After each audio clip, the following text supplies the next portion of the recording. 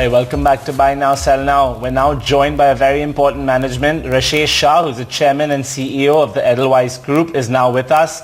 Good morning, sir. Welcome to the show. Thank you for taking out the time to chat with ET now. So, let's begin with the most recent news. How do the EFSL shareholders benefit from this partnership? Wouldn't listing the wealth business unlock shareholder value as well? And how does the majority stake here help?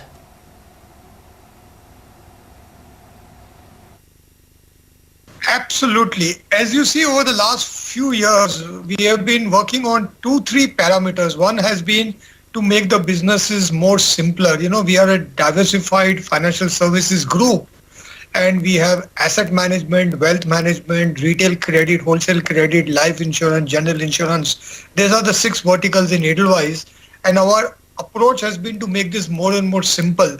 So as you know, about a year and a half ago, we had put asset and wealth management together and basically carved that out of the other businesses of Edelweiss.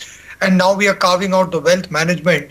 So idea is that each of these businesses now of a significant size and scale, like the wealth management business, which is only one of the 6 businesses in Edelweiss, is now valued at 4,500 crore in this transaction.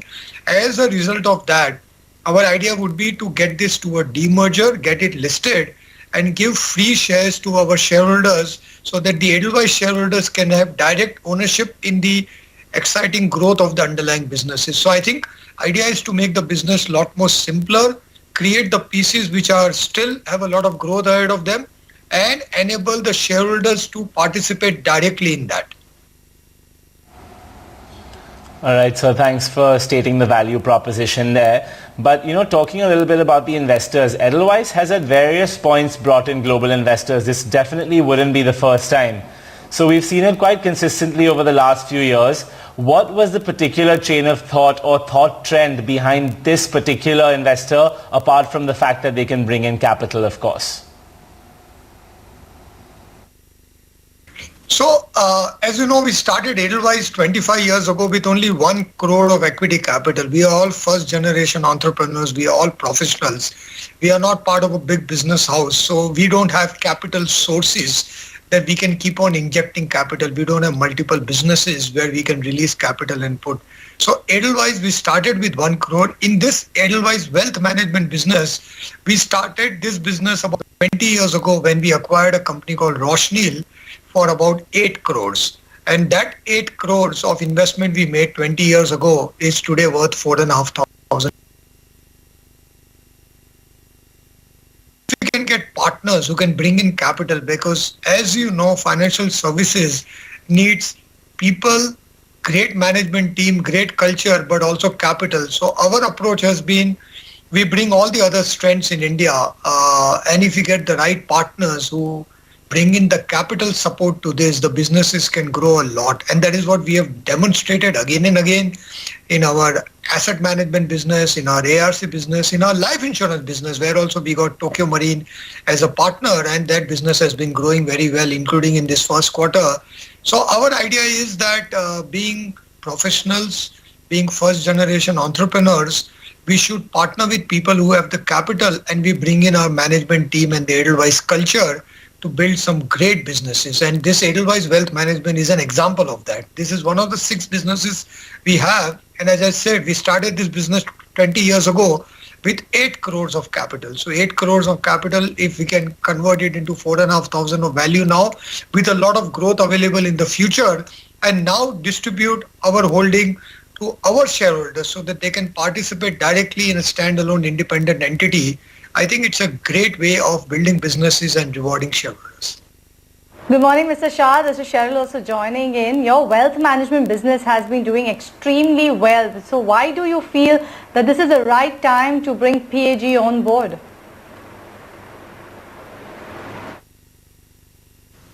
So I think PAG is a very leading franchise in Asia. They have invested in financial services business across Asia and done very well.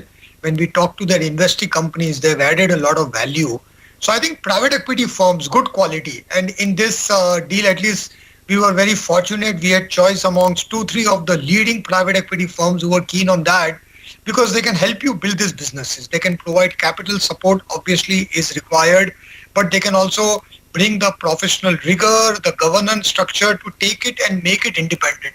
Currently, if you look at Edelweiss in the first 25 years, we've been like a joint family system. All the businesses have been housed under the same umbrella, and we have grown very well. We built some great businesses. But the stage at which we are now, when we look up the next 25 years, each business now needs its own space to stand on, its own capital availability, its own structure, its own maybe listing in the market, and having a good private equity partner, somebody like PAG, will allow this business to not only grow a lot faster, but go to its own logical conclusion. It also gives us a lot of capital and currency for acquisitions if you want to make that. So this is truly the time where, your kids have grown up and now they need their own independence. And we at Edelweiss have always been very amenable to that. We don't believe in keeping things under the same roof. If the business can grow much better with a strong partner, with being independent, it will be a great value added for everybody, including Edelweiss shareholders and the management team. So as you see, this is a very unusual decision. Usually spin-offs and demergers are not a very usual decision because you lose control in that. But we think control is not as important as value creation and growth. And getting a good partner allows us to take it to the next higher heights in this business. Mr. Shah, are you actually looking at more such transactions in the future as well? I think, as you know, the last couple of years, all of us have needed capital, and because of COVID, we are seeing all the banks are also raising equity capital. So this transaction also gives us equity capital at a group level, also allows us to continue to make investments in other businesses which are in their growth phase. I think after this, we should have more than sufficient capital. As you know, our capital adequacy is very high. We have enough liquidity on the balance sheet now. So I would feel after this, our needs are done. But in a lot of this, we don't do this only for capital. As I said, you need capital, you need a great partner, you need the ability to build business independently. So we always look for partnerships. So in the businesses, in specific businesses, we'll always be open to partnerships. A lot of people approach us, and we do believe that the best way to build businesses is having great partners who bring the capital strength, expertise, strategic focus, and allow the businesses to grow on their own. Because independent partners also bring a lot of strategic focus to their business, because like PAG will focus on how do we grow the wealth management business. Edelweiss has a lot of businesses, so we spend so much attention on each business, but having a dedicated partner who's put a lot of money into the business, they will be very focused on growth of this particular business, and that itself is a big advantage, because as you know, management bandwidth and focus is as important for scaling up businesses as anything else. So currently we will have enough capital, we'll have enough liquidity after this, that we have enough growth capital for all of our businesses for the next few years. We wanted to be capital surplus, and with this deal we will become capital surplus. So having got that out of the way, we will always be open to partnerships, but for various other reasons. Right, Mr. Shah. You just mentioned we have enough capital. The capital adequacy is fine. Keeping it with this theme and subject, we wanted to get a sense from you of banks fundraising. Now, why are banks then, who have similar prospects that you just mentioned, sufficient capital adequacy, no real urgent growth capital required, so why are they raising money? And is it because credit cost is spiking? And if credit cost is not spiking, then why are they raising money? I think everybody is doing two things. I think one is, as you very correctly said, I think people are building defenses for any spike in credit cost. We do think that there will be an increase in impairment and credit cost. It will be about 1 to 2% of their total assets. And if you see, most of the banks are raising 2 to 4% of their assets as equity. So I think banks are raising enough equity to take care of the increased impairment. It will not be a crazy amount, but it will be 1 to 2% of their total assets across the board. This is a very broad approximation I would give. I think we are also, like at least in Edelweiss, we are raising this money also for future growth.